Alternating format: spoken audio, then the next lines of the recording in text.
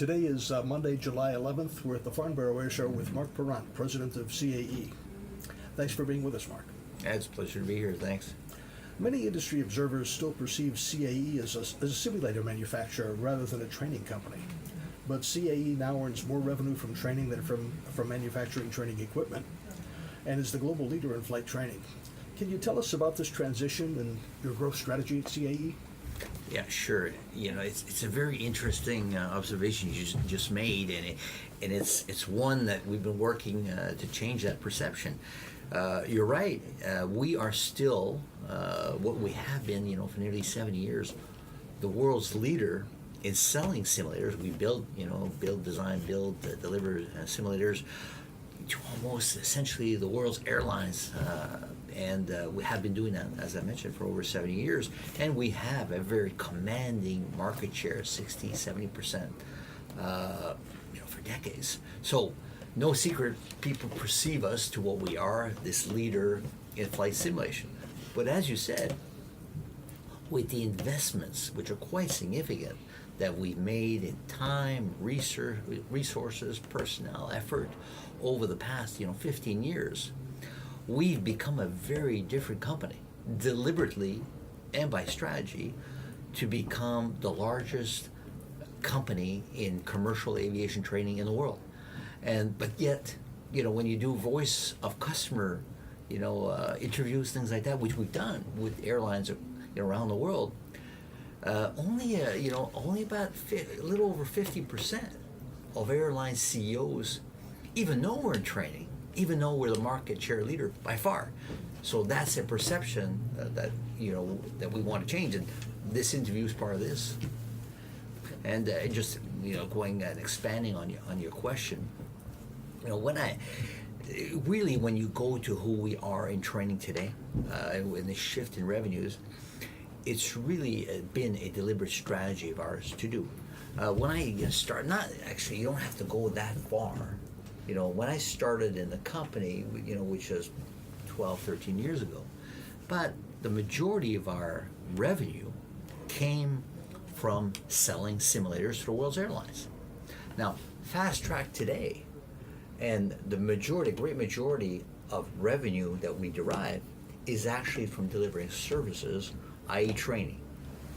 Even though the value of, what we used to do, this like say 20% of revenue we used to do, 80% of the revenue used to come from selling simulators, now that 80% is now 20%. And it's not because the absolute amount of dollars has gone down. In fact, it's gone up. It's just because we've been doing much more training services by emphasis.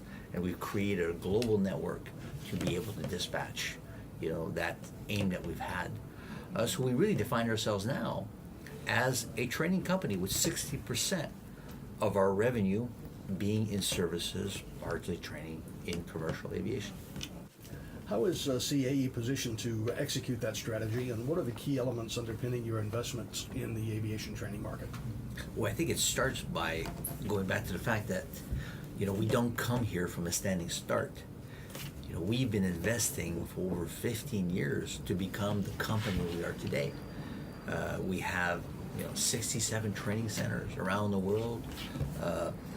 We have ab initio schools, which creates the largest ab initio training provider in the world, in addition to being the largest training company in the world in commercial aviation, more than double the nearest competitor. So we've made those investments. We have the global footprint, which is very important because we're able to serve our airline customers where they operate in every part of the world.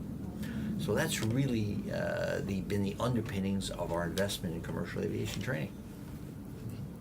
As technology continues to advance, the nature of pilot training itself is changing.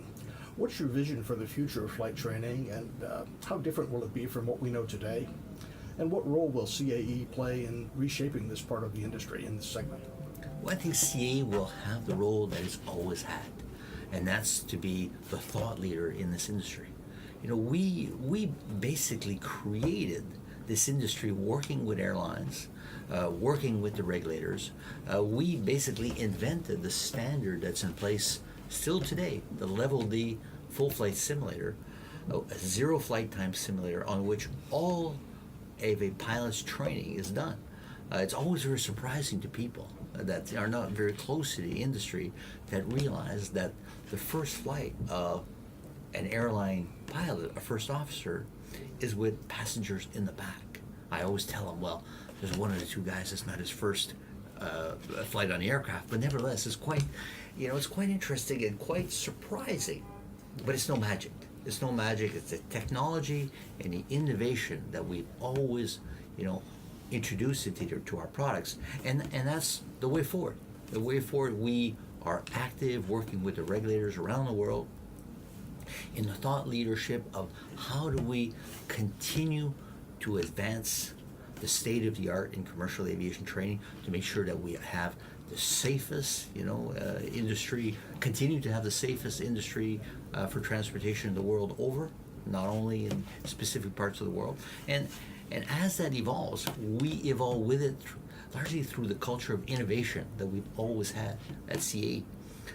Lately, most recent past, we've led the way, and we're the only actually training company that's worked with regulators on the new standards in place for training crew members to be ready for upset recovery. So dedicated upset recovery training that we've introduced, and now is becoming in law, to modify simulators so that pilots can learn the intricacies of upset recovery as part of their training.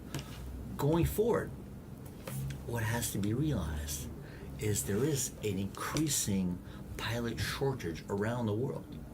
And as a result of it, you're getting into a situation that the demographics of the pilot workforce are changing. You have younger pilots, you have pilots with not as much experience, less opportunity to mentor, a very real need recognized by airlines to make sure that the training is very focused for individual needs of pilots. So working with, and innovating with our technology, with the data that we gain, with concepts of big data. I mean, going back from the fundamental premise that we train as a company, we train 120,000 pilots a year.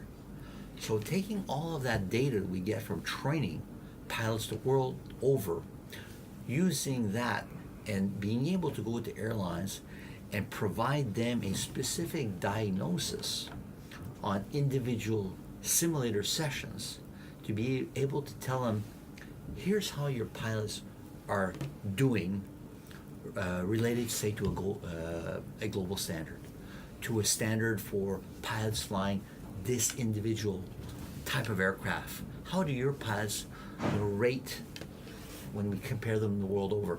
And not from and for the very real reason to make sure that we can build the skills up so we get a common high standard across the industry. That's how we're going forward. We call that adaptive training. Sounds like a great and innovative future. Thanks very much for your time. Thank you. It's a pleasure.